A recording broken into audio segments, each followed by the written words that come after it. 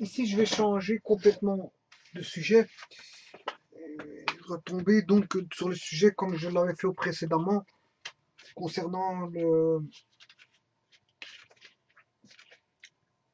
On va voir un petit peu de chimie. Donc, on va faire un petit peu de chimie et commencer par parler. On a déjà commencé en parlant de ce que c'est, de ce qu'était la matière. Donc, quand on parlera de matière ou de corps, hein, eh bien, on saura de quoi il s'agit-il, de quoi il s'agit. Pourquoi? Parce qu'en fait, on en a parlé déjà dans la vidéo précédente de matière et de corps.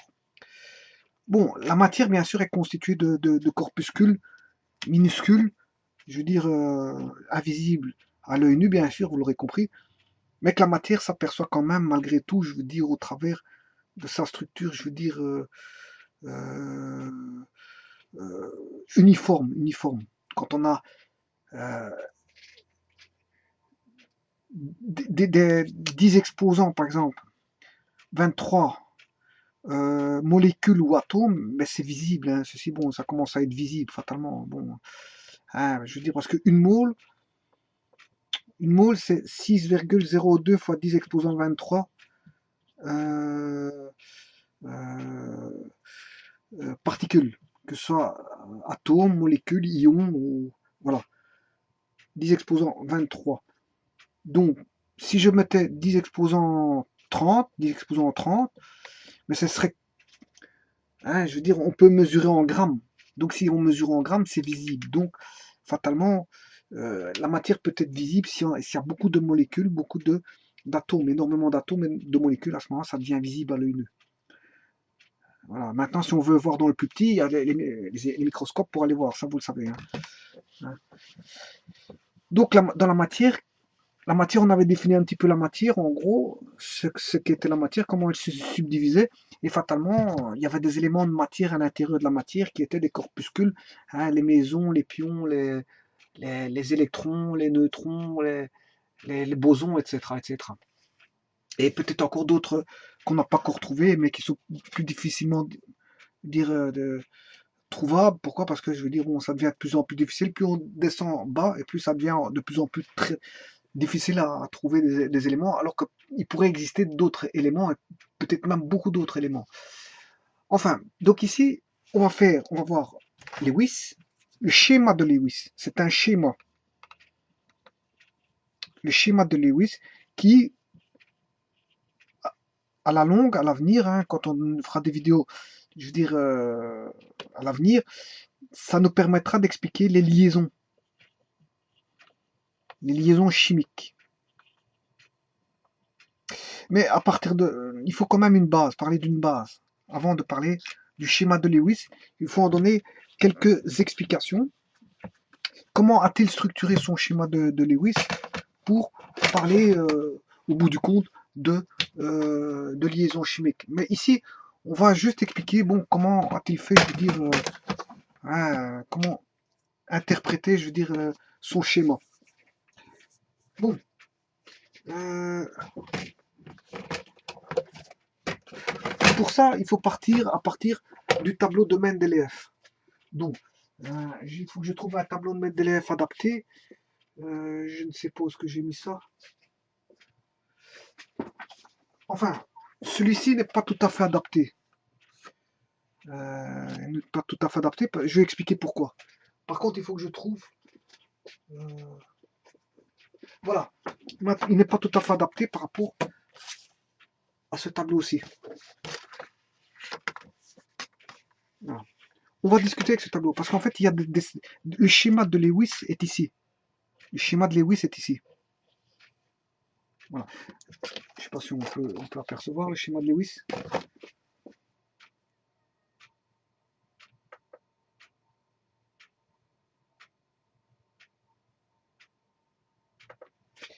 Donc, je ne sais pas si on peut l'apercevoir, il est là, dans le tableau de Mendeleev. Bon. Par contre, ici, moi, je n'ai pas de schéma de Lewis ici. Non. Ah si, ils sont là. Ils sont là. Juste en dessous. Je sais pas. On peut l'apercevoir, vous voyez?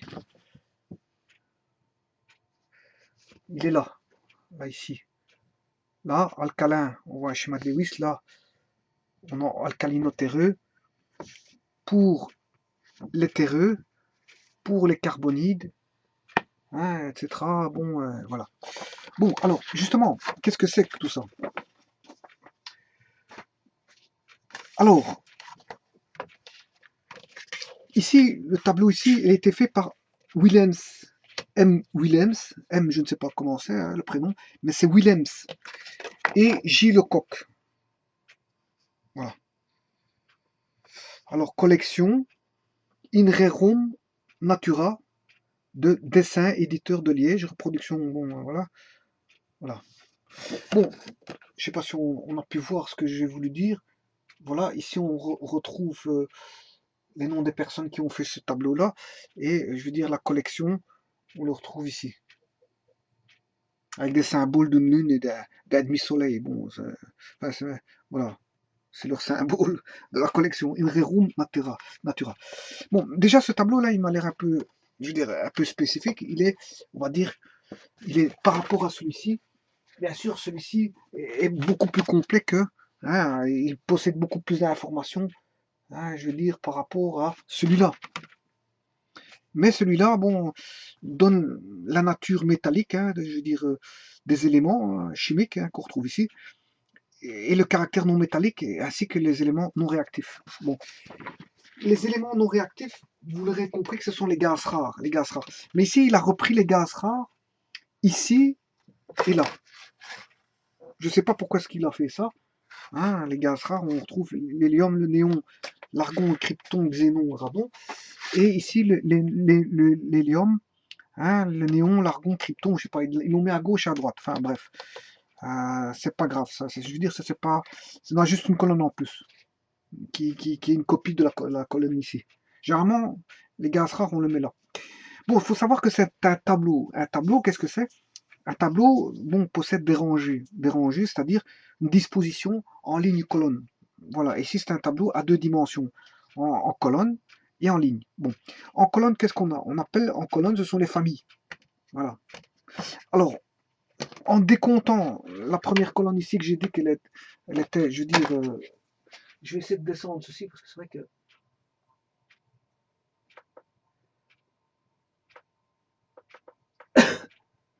voilà. Donc ici, j'espère qu'on voit tout. Voilà.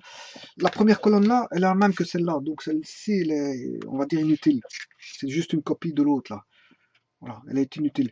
Bon, ici on a une famille ici. Voilà, on voit la couleur bleue, hein, du caractère métallique. Hein, on a voilà, on a la composante métallique représentant bleu vert ici, hein, et le jaune, c'est la composante non métallique. Les non métaux se retrouvent ici, hein, dans la partie là. Voilà, et les gaz rares en gris. Voilà. Alors, le but, c'est pas d'expliquer le tableau de Mendeleev, c'est simplement pour dire que les colonnes, c'est un tableau disposé à deux dimensions, disposé en colonnes, hein, et les colonnes, c'est ce qu'on appelle les familles. Hein. Et on a combien de familles? 1, 2, 3, 4, 5, 6, 7, 8, 9, 10, 11, 12, 13, 14, 15, 16, 17, 18 familles. Il y a au total 18 familles. Voilà, ça ce sont les familles. Il y a 18 familles au total. Il faut savoir que les éléments ici, ce sont les gaz rares et ils occupent dans leur dernière couche 8 électrons au total. Or, 8 électrons, ça veut dire que bon, hein, je veux dire, ils sont, leur dernière couche est complète. Leur dernière couche, qu'on appelle la couche de valence, elle est complète. Donc, ils vont pas réagir pour faire des liaisons chimiques. Parce que justement, le schéma de Lewis, c'est pour faire des liaisons chimiques, établir des liaisons chimiques, quand il manque des électrons, pour essayer d'avoir une couche remplie de 8 électrons. Donc, une couche qui a plus ou moins qui a la même configuration que celle des gaz rares, c'est-à-dire avoir 8 électrons la dernière couche, c'est-à-dire obtenir la règle de l'octet. Voilà. Donc, une configuration, une liaison se fait au travers d'un échange d'électrons pour essayer d'avoir 8 électrons à sa dernière couche. Voilà. Donc, par exemple, s'il a 2 électrons, il va essayer de perdre ces 2 électrons pour essayer d'avoir 8 électrons sur la couche en dessous. En dessous des. Voilà. Maintenant, s'il possède 6 électrons, il va essayer de capter 2 électrons pour essayer d'avoir 8 électrons. Donc, c'est un échange d'électrons. Soit il peut en donner, hein, Soit s'il en a très peu, il va les donner, mais s'il en a beaucoup, il va aller en rechercher pour compléter.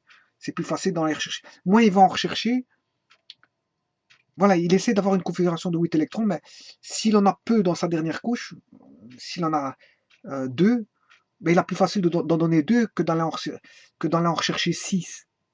Voilà, c'est ça, c'est surtout ça. Et voilà, pour faire la liaison, il va donner ces 2 électrons de sa dernière couche, plutôt que d'aller chercher 6 électrons pour former une couche à 8 électrons. Voilà. On va dire ça comme ça. Donc ici, ce sont les familles. Et leurs dernières couches, elles sont classées en couches, hein. Et les couches sont comment est-ce qu'on appelle ça, les périodes, ce sont les lignes. Donc, elles sont classées en 18 familles et 7 périodes. 7 périodes. Voilà. Et on a cette couche possible, hein. La couche K, L, M, N, je sais pas si on voit. Ouais, la couche 1, couche K, couche L, couche M, N, O, P, Q. Ouais. K, L, M, N, O, P, Q, c'est juste. Donc les 7 couches, donc les 7 périodes, hein. Donc on a bien les familles et les 7 périodes. Bon. Alors, cette famille ici, la 1A, c'est la famille, ce qu'on appelle, hein, 1A, les alcalins. La 2, c'est les alcalinotéreux. Voilà, la 2A.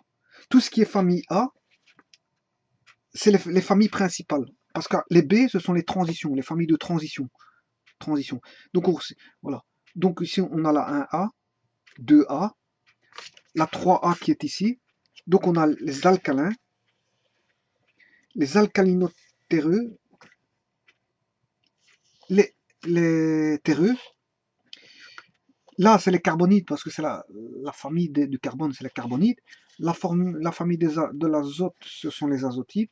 La famille de l'oxygène, c'est les sulfurides. On n'appelle pas ça oxygénides, mais sulfurides. Ici, c'est la famille des halogènes, qui contient le fluor, le chlore, le brome, l'iode et l'astate. Et ça, ce sont la famille des gaz rares. Donc, elles sont appelées par famille. Et donc, les familles principales, c'est la 1A, 2A, 3A, 4A, 5A, 6A, 7A et 8A. Et à côté de ça, on retrouve les familles B de transition. Et la 1B n'a pas un même classement que le 1A. On a la 1B ici, la 2B ici. Alors que là, on a 1A, 2A, 3A, 4A, 5A, 6A, 7A, 8A. Voilà. Là, on a la 1B, 2B, 3B qui est ici, la 4B, 5B, 6B, 7B et la 8B qui reprend tout ceci. Tout ceci. Voilà. Donc il y a les familles A, famille B. Et les familles B, bien sûr, ils contiennent 10 familles. Ah ouais, parce qu'il y a la 1A, enfin 1B, 2B, 3B, 4B, 5B, 6B, 7B, 8B. Mais dans les 8B, je veux dire, repris, je veux dire, trois catégories de, voilà, de colonnes. Donc on a 8 plus 8 plus les deux là, ça fait, on va dire, 10. On a 10 familles en fait. 10 familles en B. Il y a la famille 8 qui reprend, je veux dire, voilà, 3 colonnes, on va dire. Voilà. Mais on voit bien que le schéma de Lewis est représenté par une croix. La famille de Lewis, c'est une croix.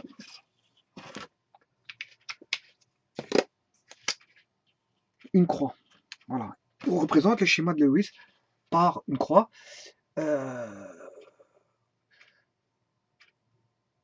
Et donc, qu'est-ce que représente? Ben, c'est une croix. Voilà, c'est le schéma, il est représenté par une croix. Alors, on va placer donc ce qu'on appelle les électrons de valence. Donc, les électrons qui se retrouvent sur la dernière couche. Et on va les symboliser par des points. Alors, pourquoi une croix? Parce qu'une croix est divisible en 4 parties et on peut mettre maximum, comme on a dit qu'une la couche de valence ne peut avoir que, je veux dire, ne peut établir pour une liaison chimique la règle de l'octet, hein, peut partager soit 1, 2, 3, 4, 5, 6, 7 ou 8 électrons sur la dernière couche d'une liaison. Voilà. Alors, si on a 2 électrons comme ceci, ben, on peut noter ceci aussi comme ça. Si j'ai 2 électrons ici, 2 électrons là, 2 électrons là. Et ça, c'est ce qu'on appelle des doublets. Des doublets. Plutôt, pour être plus, comment est-ce qu'on appelle ça, complet, ce sont des doublets électroniques. Hein, c'est des doublets électroniques de liaison. Voilà. Ça, on a, par exemple, dans ce cas-ci, on a 4 doublets électroniques de liaison. Voilà. Si j'avais ça, j'ai 3 doublets électroniques de liaison. Voilà. Et si j'avais ça, j'ai 2 doublets électroniques de liaison. Et en faisant ça, j'ai un doublet électronique de liaison. Donc, les doublets électroniques, en fait, c'est, je veux dire, 2 électrons, je veux dire, on va dire dans le schéma de Lewis, qui sont, je veux dire, appariés, en fait, on va dire. Voilà. Donc, les doublets électroniques de liaison, ce sont les doublets qui sont en paire. En paire. Mais vous aurez compris qu'on peut les avoir dans le schéma de Lewis, soit en paire ou en célibataire. Célibataire, c'est tout seul. Donc, attention que ceci, c'est un électron célibataire. S'il y a un deuxième électron célibataire, on le met en opposition comme ceci. Si j'ai un troisième électron célibataire, fatalement, vous comprendrez que c'est ceci. Il y a un quatrième électron célibataire, ça. Et là, il y a 4 électrons célibataires. Voilà. Alors, ça, c'est 4 électrons célibataires. Ça, c'est 3 électrons célibataires et un doublet. Donc, il y a 5 électrons. 1, 2, 3, 4, 5. Donc, je vais essayer de faire toutes les possibilités. Hein. Donc, ça, c'est un électron célibataire. Ça, c'est 2 électrons célibataires. 3 électrons célibataires. 4 électrons célibataires. Puis, bien sûr, toujours placé en opposé. Hein. Les électrons se passent en opposé, bien sûr. J'aurais pu commencer ici, mettre le deuxième là, le troisième là, le quatrième là. Ou commencer le premier ici, le deuxième là, le troisième là, le quatrième là. Bon, voilà. Dans ce tableau ici, le premier, il est mis au-dessus. On verra pour la famille 1A. Alors que dans le tableau ici, il est mis à gauche. Vous voyez, regardez les alcalins. Je ne sais pas si on voit. On voit normalement. Vous voyez le schéma de Lewis de la famille 1A qui est ici, là. Là, l'électron est mis à gauche. Alors que dans la famille 1A, ici, il est placé en haut. Vous voyez, le 1A, ici, il est en haut. Ici, bien sûr, la représentation est plus grande. Donc, le premier, où on le place, c'est pas important. Du moment que le second, il est en opposition. Puis le troisième ici, le quatrième en opposition du troisième. Voilà, ça c'est quand il y a donc un électron. Quand il y a un électron tout seul célibataire, c'est comme ceci. Là, il y a un électron célibataire. Là, il n'y a aucun électron. Hein. Là, il n'y a aucun électron. Voilà, je recommence. Hein. Un électron célibataire. Là, présence de 2 électrons célibataires au niveau de l'atome. Là, 3 électrons célibataires au niveau de l'atome. 4 électrons célibataires au niveau de l'atome. Maintenant, pour avoir 5 électrons, il faut que j'ai un doublet. Voilà. 5 électrons, 3 électrons célibataires et 2 électrons appariés. Donc j'ai 5 électrons. 6 électrons, c'est ceci. Ou plutôt ceci. Je recommence ici, je remets le célibataire là parce que voilà. Voilà. Ici c'est 6 électrons présents donc dans la couche de valence, dont 2 appariés. 2 appariés, 2 électrons, 2 doublets et 2 électrons célibataires. Voilà, ça c'est 6 électrons. Ça c'est 6. Maintenant, 7 électrons, c'est ceci. C'est un doublet ici, donc 1, 2, 3, 4, 5, 6, 7. Donc j'ai 3 doublets et un électron célibataire. Et enfin, vous aurez compris que 8 électrons, c'est 4 doublets. Il n'y a plus d'électrons célibataires. Voilà. Voilà. Donc le jeu du schéma de Lewis, je veux dire, c'est un jeu basé sur le placement de doublets hein, électroniques ou de placement d'électrons célibataires. Voilà. Maintenant, sachant ceci, bon, on va commencer. Donc le schéma de Lewis, c'est bien une croix. Hein. C'est une croix, avec un placement d'électrons. Et maintenant, on va faire la famille 1A. On va regarder pour la famille 1A.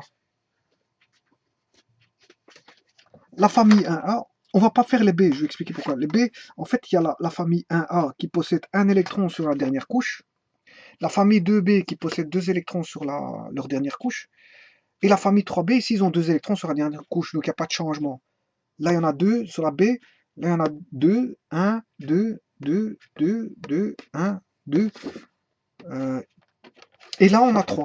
On passe de 1, 2, 3. Donc, on est bien dans les familles principales 1A, 2A, 3A. Là, on a 3 électrons. Là, 4 électrons, 5 électrons, 6 électrons, 7 électrons et 8 électrons. Voilà.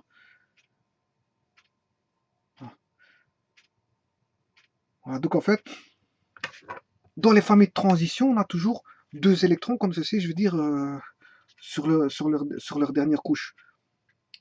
Donc, ici, pour retrouver 3 électrons, il faut retomber sur la famille 3A. Pour avoir 4 électrons, il faut retomber sur la famille 4A. Pour tomber sur la 5 électrons, il faut retomber sur la famille 5A. Pour tomber sur 6 électrons, il faut tomber sur la famille 6A. Pour tomber sur 7 électrons, il faut tomber sur la famille 7A. Et donc ici, c'est bien ce que j'explique.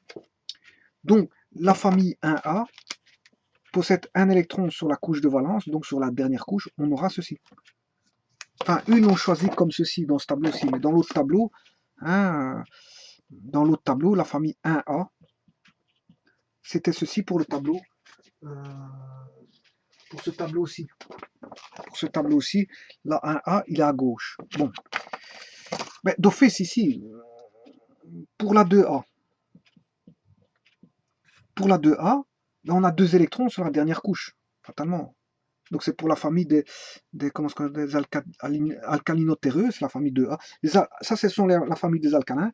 Ça, c'est la famille des alcalinotéreux. Et donc, il faut placer en opposition. En opposition, le deuxième électron célibataire. Pourquoi? Parce que les électrons se repoussent.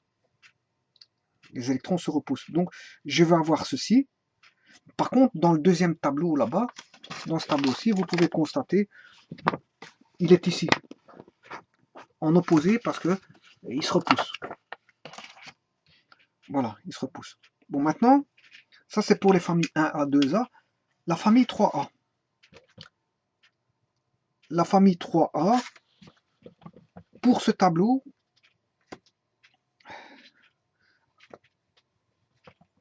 la famille 3A, pour ce tableau aussi, c'est 1, 2, 3. Alors que pour la famille 3A, pour ce tableau-là, la 3A pour les terreux, c'est 1, 2, 3. Là, ils sont de la même façon.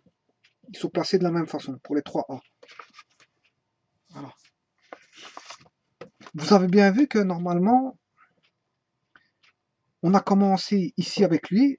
1, 2, 3. Donc lui, il est cohérent ce tableau aussi. Ce tableau aussi est cohérent. Puisqu'il place ici d'abord, ensuite en opposé, puis là. Il place. Par contre, ici, il n'est pas tout à fait cohérent. Pourquoi? Parce que il place ici, ensuite il le place 2 ici. Vous voyez que normalement, s'il était tout seul, là, normalement, le prochain, il est là. Donc celui-ci, ce tableau-ci, il est incohérent. Il n'est pas tout à fait cohérent. Ce tableau-ci est cohérent, celui-ci moins cohérent. Parce que là, il le place comme ceci, hein, alors que le deuxième, en 2, il doit venir ici. Or, dans ce tableau-là, qu'est-ce qu'ils ont fait? Ils ont mis 1, puis 1, 2, comme ceci. Or, ils auraient dû faire 1, 2 comme ceci, et suivre la logique de l'autre. Cette logique-là est meilleure. Donc, c'est 1, 2, puis 3. Or, eux, ils ont fait 1, ils auraient effacé ceci, et pour faire 2, ils ont fait ceci et ceci. Voilà, ce qui n'est pas cohérent. Parce que le suivant devrait dû se positionner là.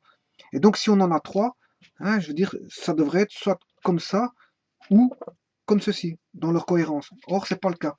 Donc, il y a une incohérence dans leur fonctionnement du schéma de Lewis. Donc, en fait, ici, ils sont retombés sur 3. Bon, ils retombent sur leurs pattes au niveau de la famille 3A, qui est la famille des terreux.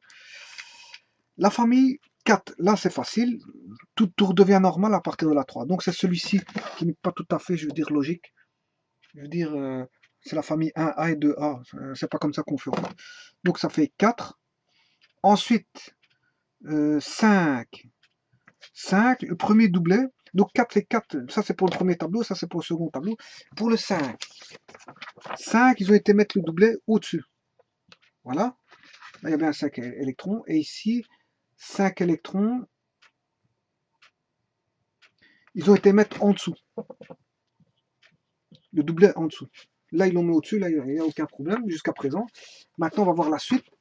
Pour la famille, ça c'est pour la famille 5, 5A, parce qu'il y a 5 électrons. Hein. Bon, maintenant pour la famille 6A. 6A, eux, ils ont mis un deuxième doublet ici. Voilà. Alors que celui-là, la famille 6A,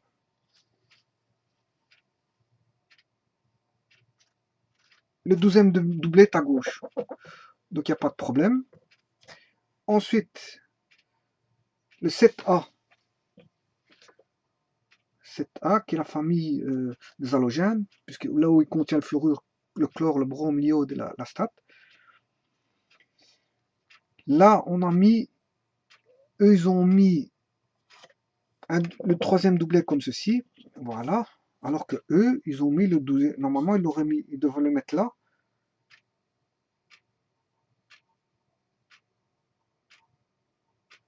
Oui, c'est ça. Non, ils l'ont mis ici. Voilà. Voilà, donc en fait, ils ont mis les doublets électroniques de cette manière-là. Mais on aurait pu prévoir de mettre les doublets électroniques en opposé. Ben, c'est parce que les tableaux ont fait. Hein. Hein, vous avez bien vu qu'ils n'ont pas mis. Vous voyez qu'ils sont passés d'ici, de là, le premier doublet, le deuxième doublet, il est à côté. Comme ce tableau-là. Ce tableau-là, ils n'ont pas mis, je veux dire, les doublets, je veux dire, à l'opposé. Quoi qu'on aurait pu prévoir, je veux dire, les doublets, les doublets en opposé d'abord, en 6A. En 6A, en 6A, je vais vous montrer ce qu'il fait le 6A. Hein. Le 6A, la famille 6A, qui est la famille des sulfurides, donc en fait, il fait ceci. Et l'autre, bon, le tableau ici fait, donc le 6A, il fait deux traits, un ici et un là. Donc là, on a les doublés ici, là, les doublés ici, là, les électrons célibataires. Voilà. Mais on aurait pu penser notre structure de cette manière-ci en mettant les doublés là. Et les électrons célibataires étaient en opposé. Voilà. Ça, c'est une bonne structure, ça, celui-ci. Mais les tableaux n'ont pas fait ça, en fait. N'ont pas fait ça. Là, on retrouve les doublets de liaison électronique, les doublets électroniques de liaison en opposé et les électrons célibataires en opposé pour bien, je veux dire, montrer que les électrons se repoussent et occupent des zones diamétralement, on va dire, opposées. Voilà. Et vous aurez compris que les gaz rares, ben les gaz rares, c'est la famille 8A, hein, et la famille 8A, fatalement, bon, tout est complet. Hein. Ce sont des électrons où tout est occupé et qui sont, je veux dire, inertes, qui ne réagissent pas, je veux dire, dans les réactions chimiques, qui n'ont pas la possibilité d'échanger leurs électrons. Pourquoi? Parce qu'ils ont une couche complète, une couche de valence complète. Voilà. Donc, le schéma de Lewis, le schéma de Lewis, c'est ceci. C'est ceci. Voilà. Le schéma de Lewis, c'est ceci. Pour les atomes, on peut aller chercher un élément, hein, et dessiner le schéma de Lewis. Par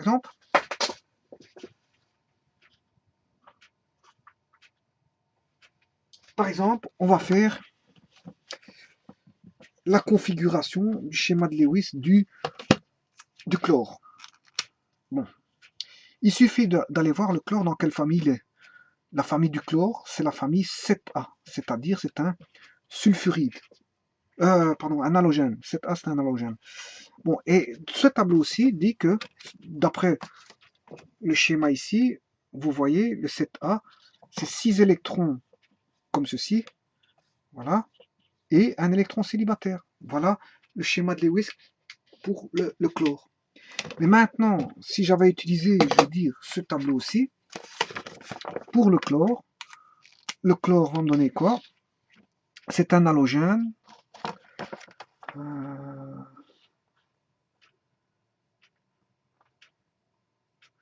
Le chlore, en fait, la configuration de Lewis du chlore, il est comme ça.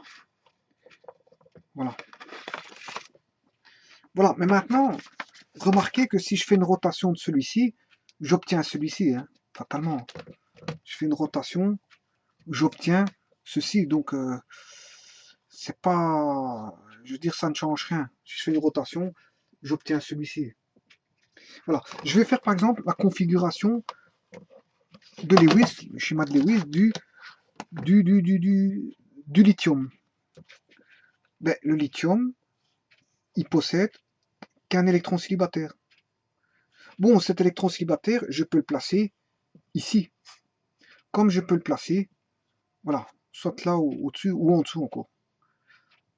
Voilà. Voilà. De telle manière, bien sûr, hein, par exemple, si je prends HCl, on va faire HCl.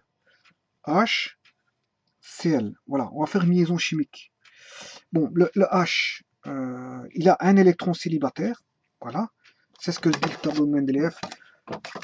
La configuration de Lewis de l'hydrogène possède un électron célibataire, voilà, je place. Et le chlore possède donc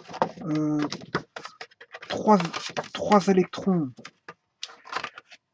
appariés, parce que c'est la famille des sulfurides, donc 3 électrons appariés, donc 3 doublés électroniques. Donc je place mes 3 doublés électroniques de cette manière-là.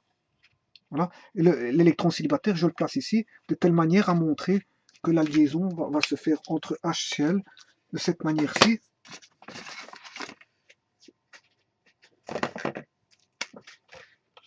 Voilà.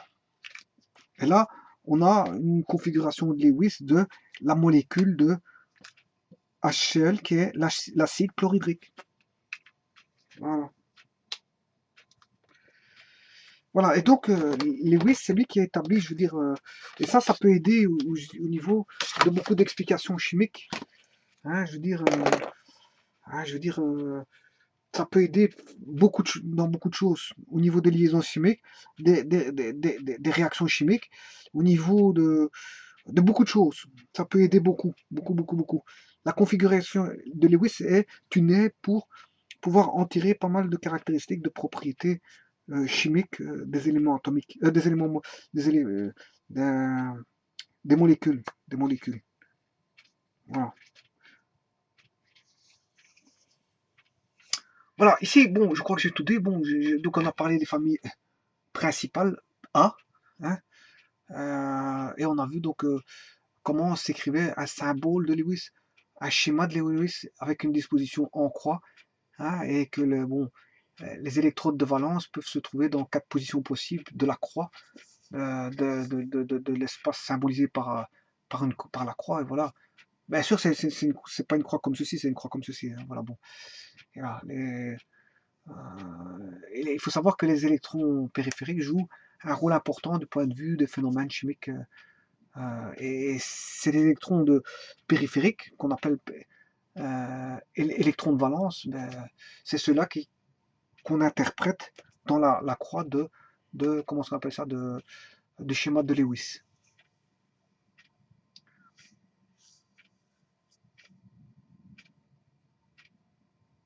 Et donc, les phénomènes chimiques se réalisent uniquement sur la couche la plus périphérique, c'est-à-dire la couche appelée de valence. C'est là qu'il y aura, je veux dire,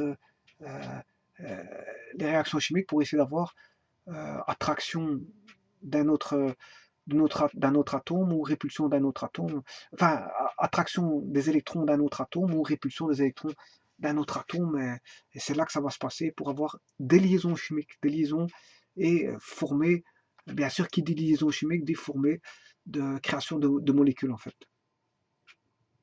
Voilà, donc la création de molécules. Donc, c'est une aide, je veux dire, à l'aspect visuel de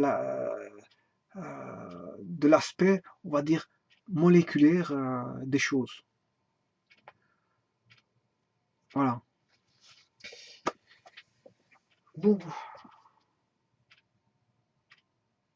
Je vous remercie.